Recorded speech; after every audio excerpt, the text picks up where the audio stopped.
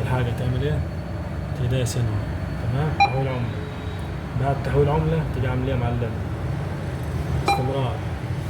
هو يقول لك بقى سعر العملات يعني في اليوم النهارده كام. بعد كده الدولار يتحط كده اهو، ما يتحطش كده، لا يتحط كده اهو. خلاص الاجر عليه تبقى من الناحيه دي، تمام. وتحطها كده اهو، كده يطلع الفلوس.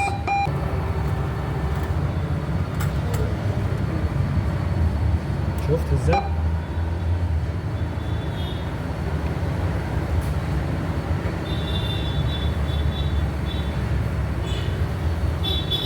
بس كده خلي الناس تستفيد، ها. انت الحاجة الأولانية.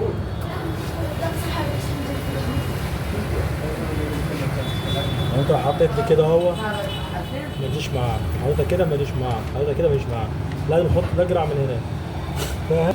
بس